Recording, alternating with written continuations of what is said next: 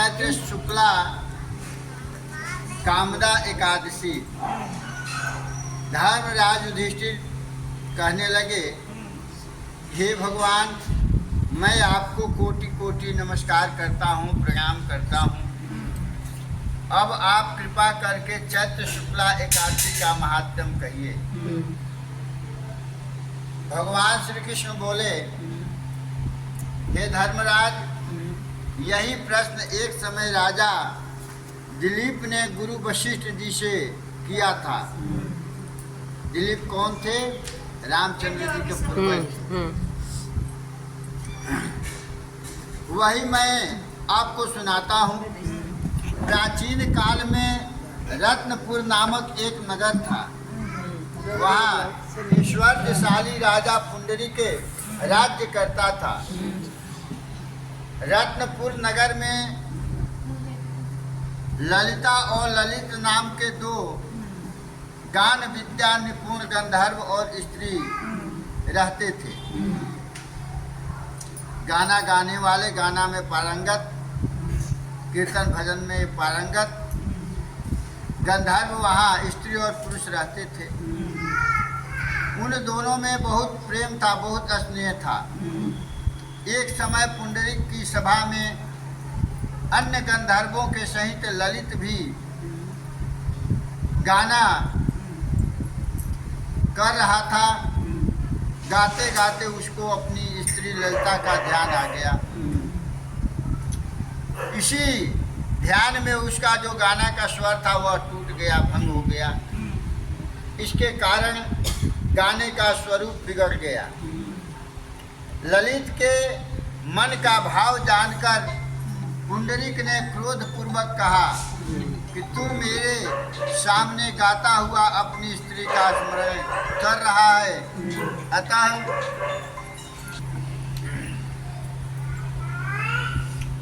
अतः तू मनुष्यों को खाने वाला राक्षस बनकर अपने किए कर्म का फल भोगो। पुंडरीक के श्राप से ललित उसी क्षण महाविकराल राक्षस हो गया। उसका मुख अत्यंत भयंकर हो गया, मुख से दुर्गंध निकलने लगी। इसी प्रकार राक्षस होकर वह अनेक के दुख भोगने के लिए घने जंगल में चला गया।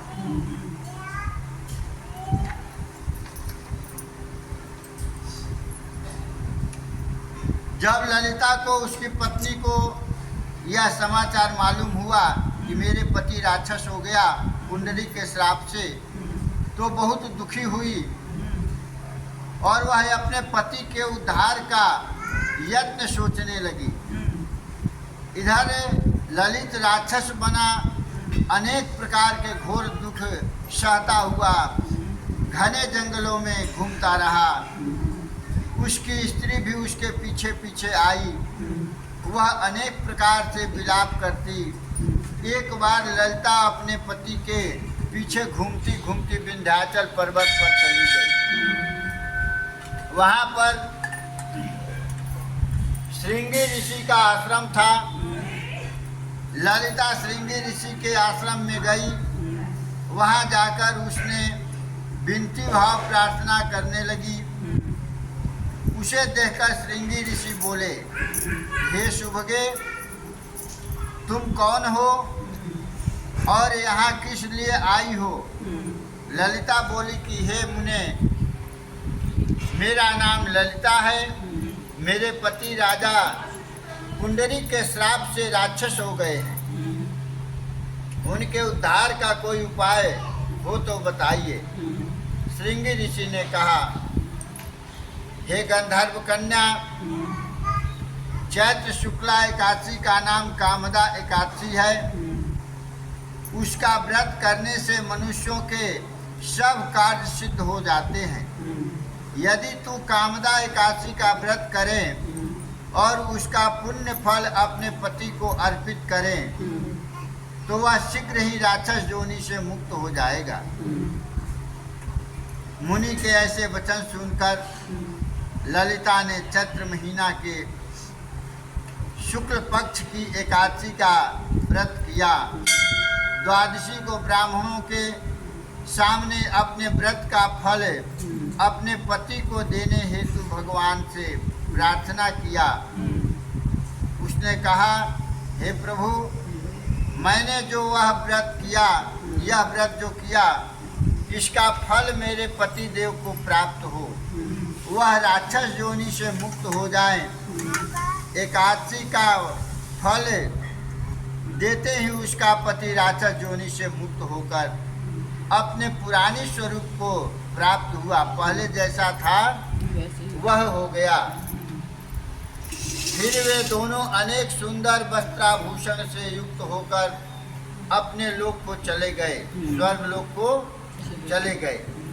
वशिष्ठ मुनि ने कहा, हे राजन, इस व्रत को विधि पूर्वक करने से समस्त पाप नष्ट हो जाते हैं, राक्षस जैसी योनि भी छूट जाती है। परोपकारी विष्णु भक्त न केवल अपना जीवन सुधारता है, अपितु भगवान विष्णु की कृपा से अन्य व्यक्तियों का भी कष्ट दूर करता है। हे राजन, कामदा एकादशी को व्रत करने वाला परोपकारी विष्णु भक्त हो जाता है। इसकी कथा पढ़ने या सुनने से अनंत फल प्राप्त होता है। भगवान विष्णु की कृपा का कोई अंत नहीं है। जब व्यक्ति अपने लिए मांगता है तब उसे उसको नियति को श्रद्धा के अनुसार अवश्य फल प्राप्त होता है। हाँ, यदि व्यक्ति अपने पुण्य किसी अन्य के लिए अर्पित करता है तो उसका श्रम जो है वह ज़्यादा प्रभावशाली बन जाता है। बोलो वृंदावन बिहारी लाल की जय, माता की जय, की जय।